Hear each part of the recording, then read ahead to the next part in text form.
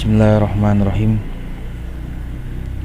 Alhamdulillahilladzi khalaqal alama min ghairi iktibas wa arsala sayyidal awwalina wal akhirina rahmatan li jami'in nas fa'awdahal kitab was sunnata wa abahal ijtihad wal qiyas syafa'atan li ummatin lam tajtami' ala mukhalafatil haqqi bil in'ikas. Sallallahu wasallam alaihi ana al-laili wa atrafan nahari wa adadal anfas salatan wa salaman daimaini lartiyaba fihima wal altibas wa ala alihi wa ashabihi wa azwajil mutahhirina minal arjas wa sallama tasliman katsira. Amma ba'd. Ilmu usul fikih ini adalah ilmu yang sangat agung manfaatnya, sangat tinggi pangkatnya, karena ilmu usul fikih ini adalah merupakan madar atau merupakan sumber perputaran hukum-hukum syariat sentralnya daripada usul fikih ini. Karena tidak mungkin bagi seorang mujtahid mengetahui kitab dan sunnah sesuatu yang berhubungan dengan hukum-hukum tanpa mempelajari usul fikih. Di dalam permasalahan usul fikih dipelajari adanya nasikh mansukh, mengetahui status rawi hadis, mengetahui juga hasil-hasil ijtihad ulama-ulama terdahulu.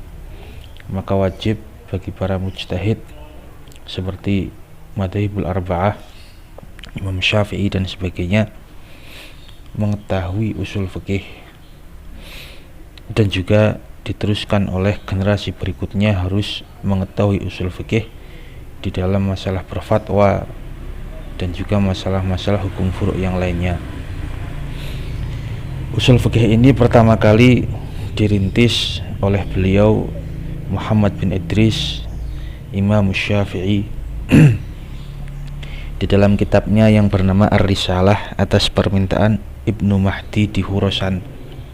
Ketika berkuasa meminta Imam Syafi'i yang ketika itu berada di Mesir untuk merangkum rumus di dalam berijtihad, maka dikaranglah kitab usul fikih ini dalam karyanya yang terkenal yaitu Ar-Risalah. Setelah itu banyak ulama-ulama dari kalangan madhab lain ataupun dari penerus madhab Syafi'iyah meneruskan karangan-karangan tentang usul fikih. Sebagaimana ulama Hanafiyah banyak mengarang kitab seperti Imam Basdawi, Imam Syarahsi dan sebagainya. Kalau dari kalangan Syafi'iyah ada yang kita kenal Imam Haramain, Imam Ghazali, Imam Syirazi. Kalau dalam madhab Malikiyah yang mengarang usul fikih beliau Imam Abi Bakar Al-Baqilani, Qadhi Abdul Wahab Al-Baghdadi, Imam Marizi, Ibnul Hajib dan sebagainya.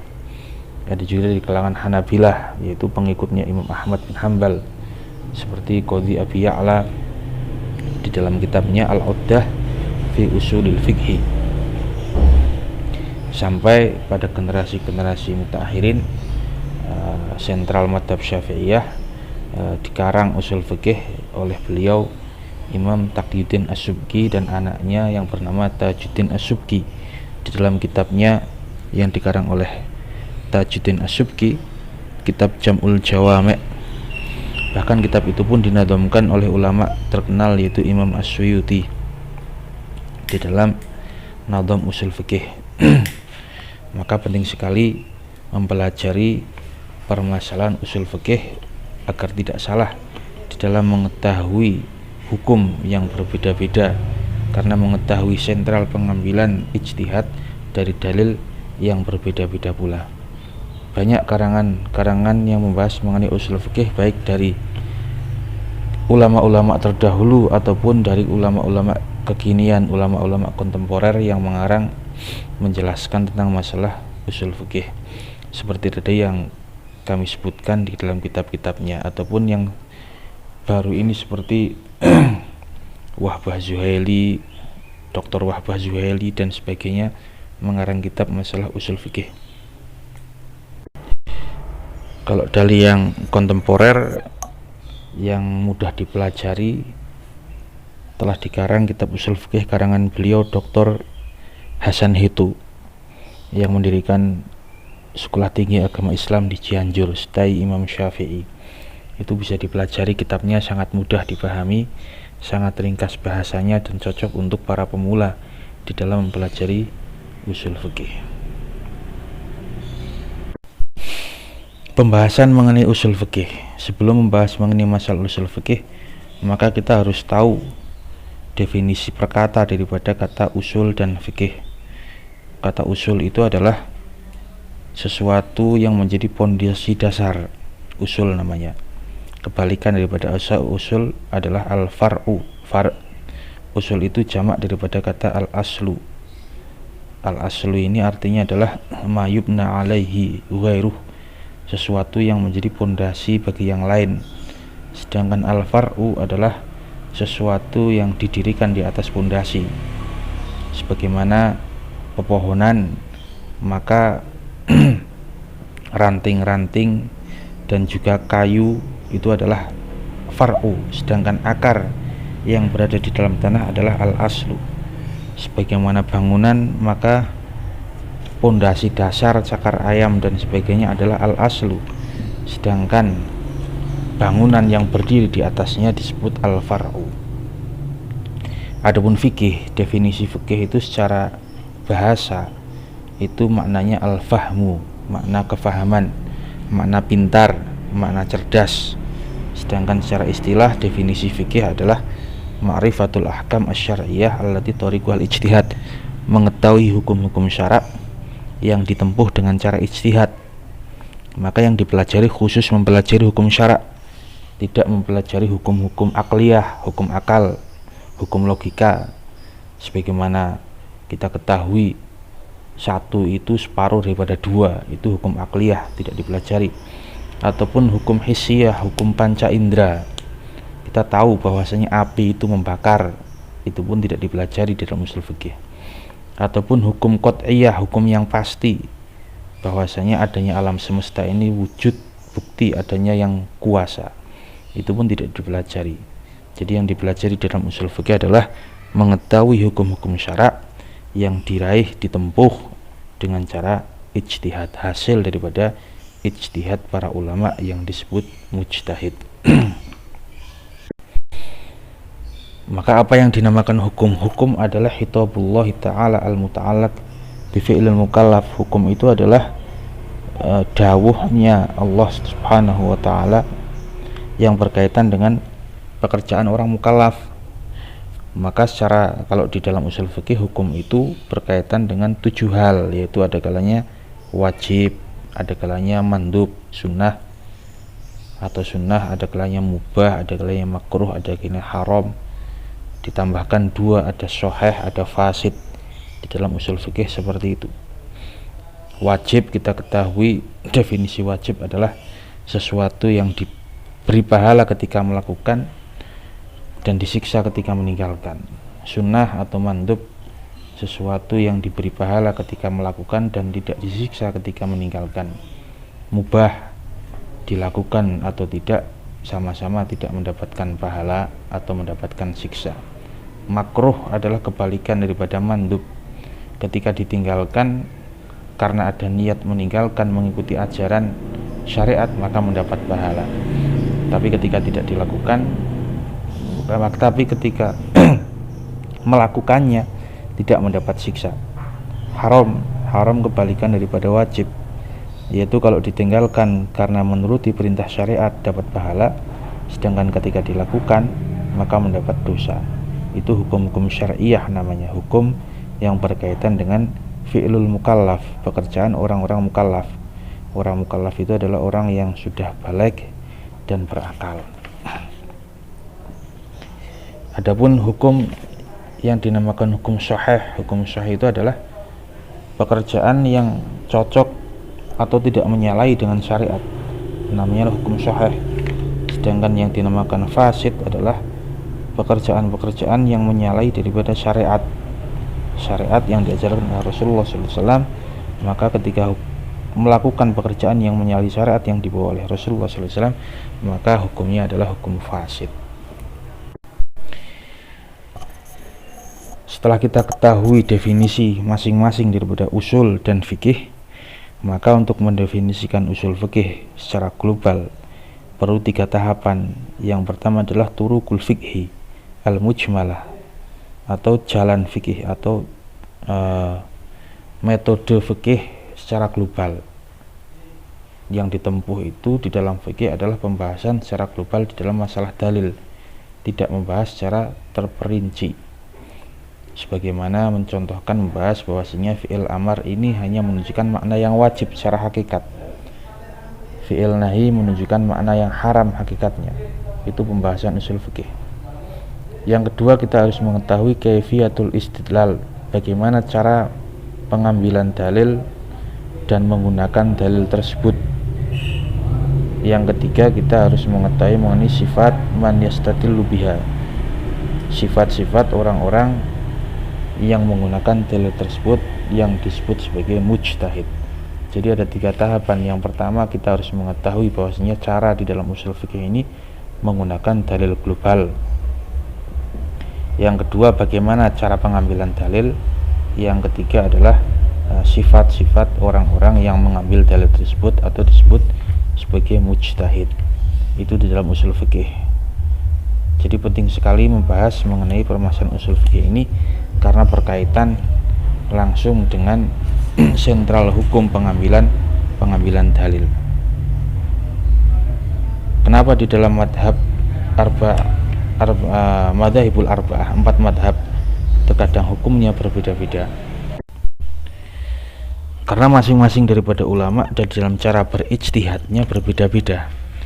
Maka kita harus mengetahui ada masadirul ahkam, sumber-sumber hukum yang disepakati oleh ulama, ada sumber-sumber hukum yang menjadi ikhtilaf, yaitu masadirul ahkam. Sumber hukum itu ada 2, ada yang semua ulama sepakat memakainya seperti Quran, hadis, ijma, dan qiyas. Ada juga sumber hukum yang menjadi perselisih di antara ulama, sebagian memakai, sebagian tidak, seperti istihsan, istishab, satu dari'ah, uraf, syar'u man qablana, ijma' ahli Madinah, dan sebagainya. Maka dari situlah hasil ijtihadnya pun berbeda-beda, tapi semuanya menuju kepada kebenaran yang sama, dan semuanya kebenaran hakikatnya hanya Allah yang tahu. Tapi setidaknya para ulama telah berusaha semaksimal mungkin untuk meraih suatu kebenaran. Sebagaimana disebutkan dalam hadis Rasulullah SAW, orang yang berijtihad kok benar maka mendapatkan 2 pahala, sedangkan seorang yang berijtihad kok salah maka mendapatkan 1 pahala. Maka dari itu para ulama ikhtilaful madzhab, perbedaan di antara madhab 4 ini yang mu'tabarah di dalam madhab ahli sunnah wal jamaah, ini suatu anugerah yang luar biasa bagi umat manusia.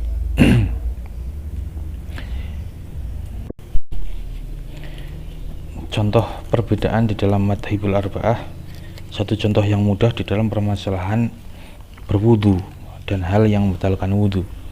Kita ketahui di dalam madzhab Syafi'iyah salah satu hal yang membatalkan wudu adalah bersentuhan kulit antara lawan jenis, laki-laki dan perempuan yang sama-sama sudah dewasa.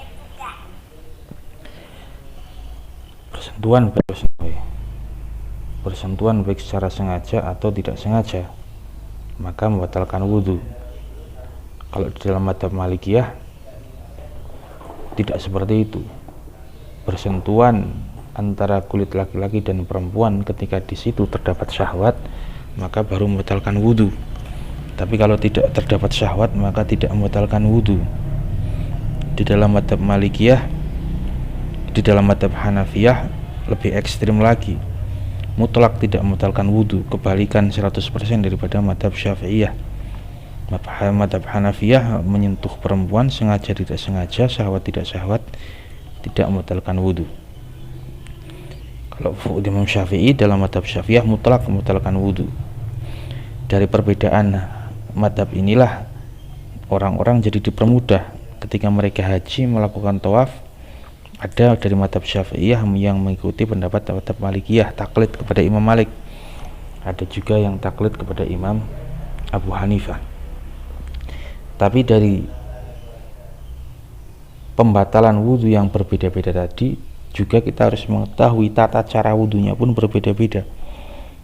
Kalau dalam mazhab Syafi'iyah cukup mengusap sebagian kepala, kulit kepala, ataupun bahkan rambut yang berada di batas kepala walaupun hanya satu helai. Tapi di dalam mazhab Malikiyah harus mengusap keseluruhan kepala. Sementara di dalam mazhab Hanafiyah paling tidak yang terusap sepertiga kepala. Maka dari tata cara wudhu yang berbeda sehingga menimbulkan hal-hal yang membatalkannya pun berbeda-beda. Itu pembahasan usul fikih seperti itu. Kita juga harus mengetahui dan mengerti secara detail, faham tentang arti hadis-hadis Rasulullah SAW yang digunakan untuk berijtihad dan bagaimana cara menafsiri hadis ataupun Al-Quran. Satu contoh kecil, ketika pada masa Rasulullah SAW kita semua tahu bahwasanya waktu itu belum ada kendaraan yang namanya mobil, kereta api, pesawat ataupun yang lain. Sementara di dalam Al-Quran disebutkan bahwasanya dianjurkan berdoa, disunahkan berdoa ketika naik kendaraan. Wal khayla wal bighala ila akhirih litarkabuha ila akhirih. Ketika naik bighal atau persilangan antara kuda dan himar namanya bighal, ataupun naik kuda, maka membaca doa subhanalladzi sakhkhara lana hadza wa ma kunna lahu muqrinin wa inna ila rabbina lamunqalibun. Itu di Al-Qur'annya hanya naik kendaraan yang jenisnya hewan tadi. Ada bighal, ada kuda, ada unta. Ketika itu belum ada Innova, belum ada Pajero, belum ada Fortuner. Tapi apakah kesunahan membaca doa itu hanya ketika kita naik unta, naik kuda ataupun naik bighal? Maka tidak.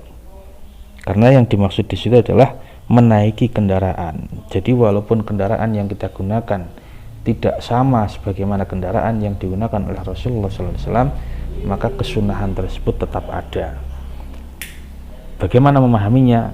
Dengan cara mempelajari permasalahan usul fikih secara detail dan faham. Adapun pembahasan usul fikih yang perlu dibahas, pembahasannya sangat banyak sekali dan sangat detail, tapi kita membahas secara global pembahasan yang nantinya dijadikan tugas bagi masing-masing kelompok sesuai jumlah kelompoknya, dan pembahasannya silahkan dipilih daripada pembahasan yang saya sampaikan secara global. Yang pertama, pembahasan mengenai masalah aqsamul kalam, pembahasan mengenai kalam. Di situ ada kalam khobar, ada kalam amar, ada kalam nahi, ada kalam istighbar, ada tamanni dan sebagainya.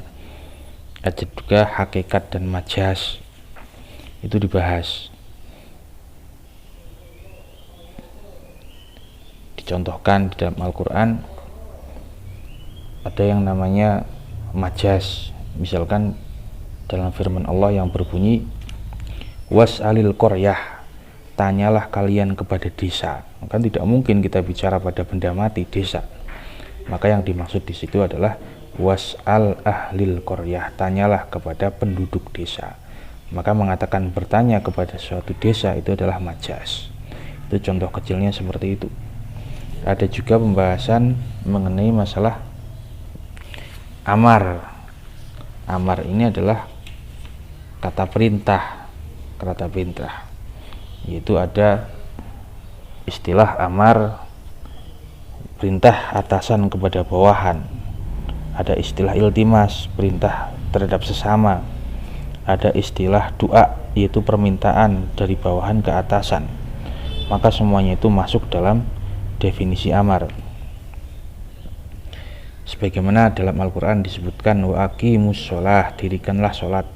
Maka lafal aqimu ini fil amar, dan fil amar menunjukkan makna wajib, kecuali ketika di situ ada korenah bahwasanya amar berpaling daripada makna wajib.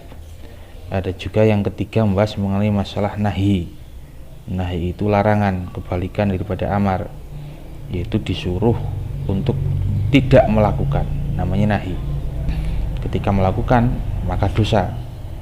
Dicontohkan salah satu bentuk daripada nahi adalah wala taqrabuz zina, jangan kalian mendekati zina. Berarti ketika orang mendekati zina dia melakukan kemaksiatan dan itu dihukumi dosa. Itu dibahas pembagiannya bagaimana, definisinya bagaimana, contoh-contohnya di dalam Al-Quran ataupun Al-Hadis ataupun dalam kehidupan sehari-hari. Yang ketiga membahas mengenai masalah am. Am ini adalah kata global. Otomatis nanti ada masalah tahsis. Ada am, ada tahsis. Lafat-lafat yang menunjukkan makna global di dalam Al-Quran otomatis nanti ditahsis dengan makna-makna yang khusus sehingga menimbulkan hukum yang tersendiri, ataupun dibiarkan di dalam keumumannya sehingga maknanya menjadi tetap global. Pembahasan yang ketiga mengenai masalah am dan tahsis. Am khos ini otomatis disuruh tahsis. Salah satu contoh tahsisul kitab bil kitab, misalkan mentahsis Al-Quran dengan Al-Quran. Di dalam Al-Quran disebutkan wal mutallaqatu yatarabbasna bi anfusihinna thalathata quru. Lafal wal mutallaqat itu merupakan lafaz yang am karena di situ ada al yang masuk dalam lafal al mutallaqat. Maka di situ dikatakan setiap perempuan yang diceraikan masa iddahnya 3 kali suci. 3 kali suci. Itu lafal umum, berarti menyangkut semuanya, baik perempuan ditinggal mati, perempuan diceraikan, perempuan dalam keadaan hamil, perempuan macam-macam perempuan yang pada intinya terceraikan dari suaminya, maka masa iddahnya 3 kali suci. Sementara di ayat lain ada ayat yang khos, menunjukkan makna khusus, sebagaimana ayat wa ulatul ahmali ajaluhunna ayyaduna hamlahun. Perempuan-perempuan yang hamil masa iddahnya sampai melahirkan. Maka lafal yang khos ini mentahsis daripada lafal yang am. Jadi kesimpulannya bagaimana? Kesimpulannya adalah semua perempuan yang diceraikan masa iddahnya 3 kali suci kecuali perempuan hamil, maka masa iddahnya sampai melahirkan. Seperti itu. Beda lagi nanti ketika ditinggal mati, statusnya monopause atau masih mempunyai suci, dalam artian masih bisa haid, maka itu berbeda-beda. Satu contoh lagi di dalam masalah tahsisul kitab sunnah, mentahsis Al-Quran dengan hadis. Di dalam Al-Quran dikatakan yusikumullahu fi auladikum, wasiat kepada anak-anak. Di situ otomatis anak dan orang tua baik beda agama ataupun satu agama maka bisa mewarisi. Sementara di dalam hadis dikatakan al-qatil la yarith, orang yang membunuh tidak mendapatkan warisan. Ada juga hadis yang mengatakan la yarithul muslim al-kafir, orang muslim tidak bisa mewariskan kepada anaknya yang kafir, ataupun kebalikannya, anak yang kafir tidak bisa mewarisi daripada orang tuanya yang muslim. Maka ayat hadis tersebut mentahsis pemahaman global daripada kata-kata yusikumullahu fi auladikum. Itu membahas yang ketiga mengenai masalah am dan tahsis. Yang keempat mengenai permasalahan mujmal dan mubayyan. Mujmal itu adalah sesuatu yang global, sedangkan mubayyan itu adalah sesuatu yang dijelaskan. Lafaz al-qur'u di dalam Al-Quran maknanya berbeda-beda. Wal mutallaqatu yatarabbasna bi anfusihinna thalathata quru. Quru itu ada yang mengartikan maknanya haid, ada yang mengartikan maknanya suci. Maka kalau di dalam mazhab Syafi'iyah mengatakan 3 kali suci, di dalam mazhab lain masa iddahnya mengatakan 3 kali menstruasi. Terus ada juga mengenai masalah af'al, pembahasan mengenai af'alun nabi, af'al sahibus syariah, pekerjaan-pekerjaan nabi. Pekerjaan-pekerjaan nabi ini ada pekerjaan yang sifatnya kurbah, ada juga yang tidak seperti itu. Ada yang sifatnya kurbah ini ada yang khususiyah, ada yang tidak khususiyah. Maka tidak semua pekerjaan Nabi bisa dilakukan oleh umatnya. Ada pekerjaan yang itu memang menjadi syariat, ada pekerjaan di mana di situ ketentuan khusus bagi Nabi. Semisal menikah lebih dari 4 bagi seorang laki-laki, itu hanya boleh dilakukan oleh Nabi, tidak boleh dilakukan oleh umatnya, karena itu khususiyah. Melakukan puasa wisol, menyambung puasa tanpa berbuka puasa sama sekali, itu pun tidak boleh dilakukan oleh umatnya, tapi khususiyah dilakukan oleh Rasulullah Shallallahu Alaihi Wasallam. Itu mengenai masalah af'al. Ada juga pembahasan yang selanjutnya mengenai permasalahan dohir dan takwil. Kata-kata yang dohir nanti ditakwil. Dohir itu ya tekstual, takwil itu kontekstualnya. Sebagaimana di dalam Al-Quran banyak kata-kata yang perlu ditakwil. Sebagaimana innallaha 'alal arsy istawa, Allah bersemayam di arsy, Allah duduk di singgasana. Maka tidak bisa dimaknai sebagaimana duduknya seorang manusia di atas kursi, karena Allah berbeda dengan makhluknya. Maka perlu ditakwil, yang dimaksud di situ adalah Allah menguasai arsy. Pembahasan yang nomor selanjutnya adalah membahas mengenai nasikh mansukh. Nasikh dan mansukh nanti dibahas. Nasikh itu adalah yang menyalin, mansukh itu yang disalin. Terkadang ada hukum-hukum yang diganti karena mungkin masa aktifnya berhenti, sehingga diganti dengan masa baru di mana hukum pengganti lebih maslahat bagi umat manusia. Sebagaimana contoh nasikh mansukh di dalam masalah menghadap kiblat. Dulu awal Islam orang sholat disuruh menghadap ke Baitul Maqdis, Palestina atau Baitul Muqaddas, tapi diganti ketika itu menjadi menghadap ke kiblat, ke Baitullah ataupun Ka'bah. Sebagaimana dalam ayat Al-Quran, qad nara taqallubu wajhika fis sama' falanwalliyannaka qiblatan tardoha. Itu masalah nasikh mansukh. Satu contohnya seperti itu. Ada juga masalah yang lain mengenai masalah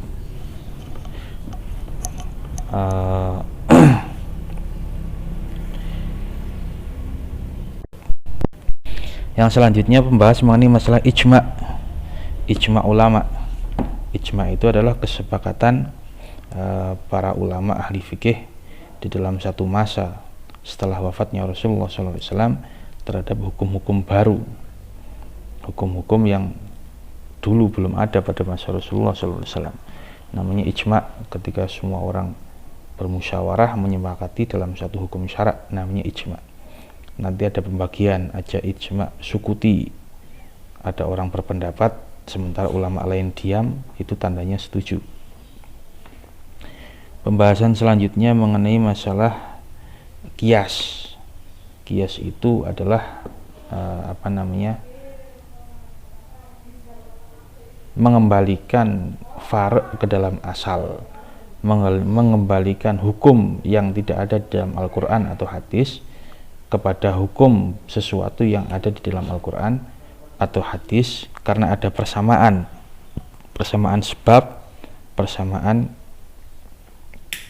akibat, atau persamaan antara asal dan far', namanya qiyas. Satu contoh, di dalam Al-Quran tidak pernah disebutkan bahwasanya hukum memukul orang tua itu haram, tidak ada di dalam Al-Quran. Di dalam Al-Quran hanya disebutkan fala taqul lahum uffin, jangan kalian mengatakan uff kepada kedua orang tua. Bahkan uff ini ada yang mengartikan tidak mengatakan dengan kata-kata, tapi cukup berpaling, maka tidak boleh. Ketika disuruh tidak menuruti, maka disebutkan sebagaimana uff. Yang poin intinya adalah menyakiti orang tua. Sementara memukul orang tua itu pun menyakiti orang tua, maka antara memukul dan mengatakan uff disamakan, karena sama-sama menyakiti orang tua, sehingga dua-duanya diharamkan. Itu namanya qiyas. kias namanya, karena ada sesuatu yang sama sehingga hukumnya disamakan. Di dalam Al-Quran tidak pernah disebutkan adanya ekstasi, adanya minuman-minuman keras yang bermerek-merek seperti sekarang ini yang banyak berkembang, tidak disebutkan. Yang ada cuman khomer. Khomer itu arak, air dari perasan anggur, namanya khomer. Khomer itu diharamkan karena memabukkan, menghilangkan akal dan merusak akal. Sementara minuman-minuman keras yang sekarang pun sama-sama memabukkan, sama-sama merusak akal dan menghilangkan akal. Sehingga karena ada zat yang sama di antara keduanya, walaupun tidak terdapat dalam Al-Quran atau hadis, maka hukumnya haram, disamakan dengan khomer yang ada di dalam Al-Quran dan hadis, sama-sama haram. Itu sedikit pembahasan mengenai masalah qiyas. Nanti dikembangkan pembagiannya bagaimana dan seterusnya. Dan yang terakhir mengenai masalah ijtihad dan mujtahid. Ijtihad itu bagaimana cara ulama mengambil hukum daripada Quran, hadis, ijma', qiyas dan sebagainya. Dan mujtahid adalah orang yang mengambil hukum atau para ulama yang berijtihad. Itu dibahas. Dan juga pembagian mujtahid, ada mujtahid mutlak sebagaimana Imam Syafi'i, Imam Maliki, Imam Hanafi, Imam Ahmad bin Hanbal. Ada juga mujtahid fatwa dan sebagainya. Itu dibahas. Kira-kira pembahasan usul fikih secara global dan singkat seperti itu nanti dipilih daripada materi-materi yang disampaikan untuk jadikan suatu pembahasan, dimusyawarahkan, dibuat suatu makalah, satu dibuat word untuk dikumpulkan, dan PPT untuk bahan diskusi di grup yang sudah dibuat. Kami ulangi lagi pembahasannya. Yang pertama mengenai masalah aqsamul kalam, pembagian kalam. Pembahasan kedua masalah amar dan nahi. Pembagian ketiga masalah am dan khos. Pembagian keempat adalah masalah mujmal. Pembagian mujmal mubayyan. Pembagian kelima masalah takwil. Pembagian keenam masalah af'alu syahibus syariat, pekerjaan-pekerjaan Nabi. Pembahasan ketujuh membahas masalah nasikh mansukh. Pembahasan ke-8 mengenai masalah ijma'. Pembahasan ke-9 mengenai masalah qiyas. Pembahasan ke-10 mengenai masalah ijtihad dan mujtahid. Demikian kira-kira pembahasan global mengenai materi usul fikih. Kurang lebihnya nanti bisa ditanyakan langsung dan bisa didiskusikan. Kira-kira demikian, wallahu a'lam bishawab.